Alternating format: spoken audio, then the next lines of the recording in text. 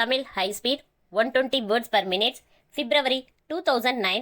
Code number of question paper 946. Speed number 26. Second paper. Get ready. Start. சட்டமன்றத்தில் ஓர் உறுப்பினர் பேசியதாவது, தலைவர் அவர்களே, இந்த இடைக்கால வரவு செலவு இடைக்கால திட்டம்தானே என்பதால் வேலை திட்டங்கள் வகுக்காமல் அறிக்கையை மாத்திரம் அளித்திருந்தால் குறை கூற வாய்ப்பு இருந்து இருக்கும். ஆனால் இப்போது மக்களுக்கு பயன்படுகிற பல திட்டங்களை அடக்கி இந்த வரவு செலவு திட்டம் தயாரிக்கப்பட்டிருப்பது மகிழ்ச்சி அளிக்கிறது. முதலாவதாக வீடு கட்டும் திட்டத்தை பற்றி நான் ஒரு வார்த்தை சொல்ல விரும்புகிறேன். நடுத்தர வருமானம் உள்ளவர்களாக இருந்தாலும் சரி, குறைந்த வருமானம் உள்ளவர்களாக இருந்தாலும் சரி, நாட்டின் பல பகுதிகளிலே அதிகமாக வீடு கட்டும் கூட்டுறவு சங்கங்கள் ஏற்படுத்த வேண்டும். வீடு கட்டுவது எந்த தலைப்பின் கீழ் இருந்தாலும் இன்னும் வீடுகள் வேண்டும் என்பதை ஒப்புக்கொண்டுதான் ஆக வேண்டும்.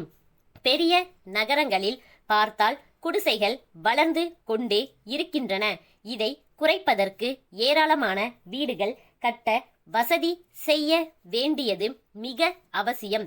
வீட்டு வசதி வாரியம் மூலமாகவோ அந்தந்த பகுதிகளில் இருக்கிற ஊராட்சிகள் மூலமாகவோ உடனடியாக இந்த பிரச்சனையை தீர்ப்பதற்கு வழி செய்ய வேண்டுமென்று நான் இந்த நேரத்தில் கேட்டுக்கொள்கிறேன்.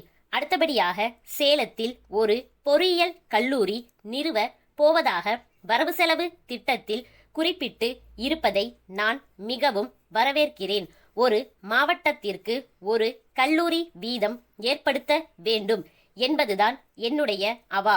கோவையில் ஒரு மருத்துவ கல்லூரி வேண்டுமென்று நீண்ட காலமாக ஒரு கோரிக்கை இருந்து கொண்டிருக்கிறது என்பதை நாம் அறிவோம்.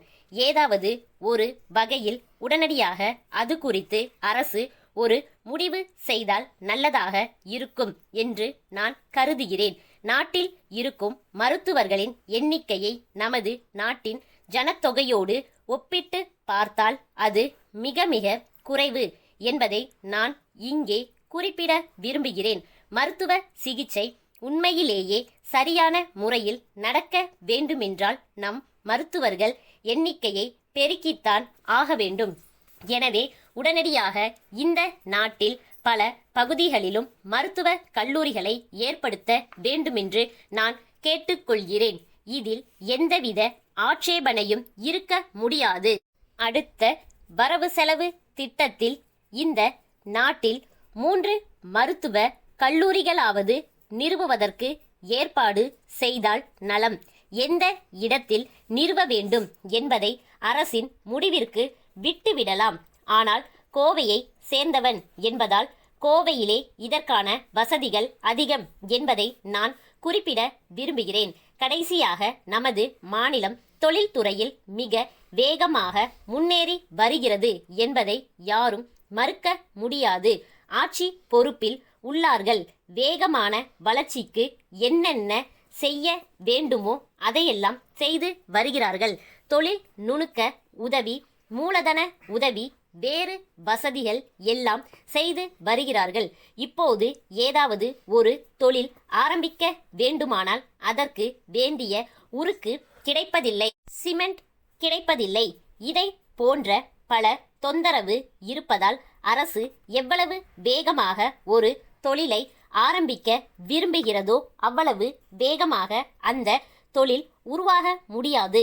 எனவே அந்த தொழிலுக்கு வேண்டிய அடிப்படை தேவையை பூர்த்தி செய்ய மாநில அரசுக்கு அதிகாரம் இருக்க வேண்டுமென்று சொல்லிக்கொள்ள விரும்புகிறேன். கோவையில் பல பொறியியல் தொழிற்சாலைகள் நிலக்கரி வரவில்லை என்பதனால் பாதிக்கப்பட்டிருக்கின்றன. அடிக்கடி இந்த நெருக்கடி ஏற்பட்டு கொண்டிருக்கிறது என்பதை நான் நினைவூட்ட விரும்புகிறேன். நாட்டின் வளர்ச்சி வேகமாக ஏற்பட்டு கொண்டிருக்கும் போது நமக்கு வேண்டிய போக்குவரத்து வசதி இல்லாததுதான் இதற்கு காரணம் என்று நினைக்கிறேன். அது எப்படி இருந்தாலும் நமது மாநிலத்தை பொறுத்தவரையில் ஒரு உபரி கையிருப்பு வைத்துக்கொள்ள அரசு ஏதாவது ஏற்பாடு செய்தால் நல்லது என்பது என்னுடைய கருத்து. அப்படி செய்தால் இந்த மாதிரி சமயங்களில் அதை பயன்படுத்திக் கொள்ளலாம். இது குறித்து அரசு ஒரு நல்ல முடிவு செய்ய வேண்டுமென கேட்டுக்கொள்கிறேன். ஸ்டாப்.